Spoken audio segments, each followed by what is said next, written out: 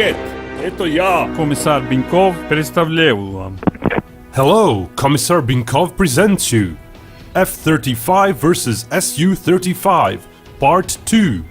Previously, we had Su35s attack an island with F35s defending it. Do check it out for details of the setup and rules. It ended with Lightnings defending the island. But before we see how F35s would fare when attacking, what if the previous scenario had 6 Sukhois attacking? With more missiles available for harassment and additional flankers to deal with concealed Lightnings, luring all Su-35s would not be plausible. Sukhois could be expected to down one F-35 outright in each pair, while losing 1 or 2 of their own. Surviving flankers would still be numerous enough to split, and runaway F-35s could be pursued and killed. Hit-and-run tactics wouldn't be an option for F-35. Lightnings could hope for another kill or two while dodging massive salvos before being wiped out. Survivors could go on towards the ground targets. While the fixed target would not be an issue, the one in unknown location might not be found. They could try to use its radar to look for the target, but that would be a laborious task. They could also fly low and slow and look for the target visually, but that risks fuel and enemy fire. Sukhois might be forced to return home before they run out of fuel without hitting both targets. But finally, what would happen in reversed roles? 4 F-35As will be approaching the island. 2 of them pack bombs. Sukhois defend. Unlike Sukhois, they choose to use their stealth and fly high the entire mission, thus conserving fuel. Still, they have to face the ground-based radar. Most common early warning radars work within L-band. Furthermore, it operates at a different wavelength. Planes like F-35 have larger radar cross-section when targeted by lower wavelengths. Detection range would increase. Ground-based radar would thus likely be detecting glimpses from some distance, even if Lightning's pilots carefully approach the island and manage their radar signature exposure. Lightnings would then speed up as much as possible. 4 flankers would immediately be informed of the contacts and would silently approach the enemy. Flankers are faster than the attackers, but approaching them from the sides would require attackers not being aware of the threat. Lightnings would turn on their radars and spot pretty much any Su-35. To stay undetected, flankers would need to be far away, too far to chase down the attackers before bombs are released. This scenario will thus assume the average solution, which then dictates flankers remain close to the island. Flankers would go high and fast. Knowing they're being tracked, they would turn on their radars. While they may not see much at first, they would be guided by the ground radar. Jammers and countermeasures would be deployed, just like in previous scenario. The biggest difference this time would be inability of Lightnings to hide part of their forces. With some F-35s having only 2 missiles, they would conserve them and not shoot from afar. Considering the different circumstances, Lightnings might want to try and run away. Providing they haven't been on patrol for long, Sukhois might have enough fuel to catch up with fleeing Lightnings. F-35s would have little chance of surviving in such a disadvantageous position if caught up with. Even if downing some Sukhois, they're unlikely to prevail in close combat. But the scenario will assume Lightnings will not run away.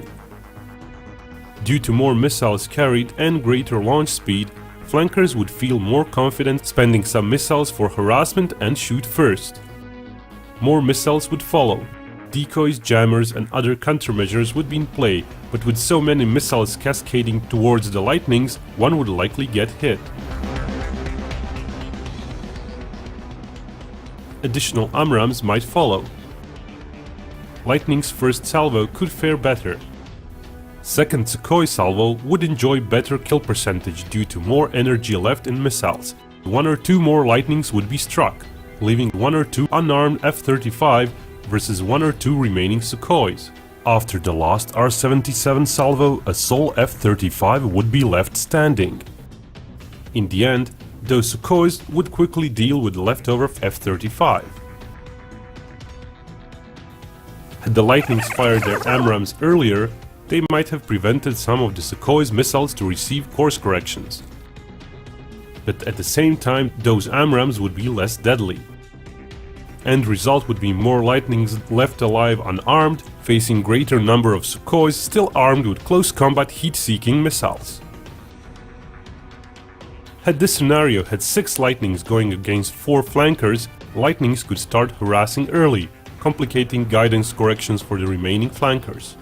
They would also force the other side to use up more missiles from afar. A sole flanker would remain badly outnumbered. Its last salvo could hope for up to 1 hit. Finally, in an all-gunfight, a lone flanker fighting off attacks from 3 different directions could do only limited damage. Remaining Lightnings could then drop their bombs. They would dispatch the fixed target quickly. A possible extra strike plane, built-in targeting sights, and a somewhat higher resolution radar would make it more likely the vehicular target would get located as well. Finally, what if 6 Sukhois would defend against 4 F-35s? It would be a barrage of missiles early. Most F-35s would die early and they would quickly run out of missiles. After Sukhois spent all their modern missiles, their adversary would at best have a single plane remaining.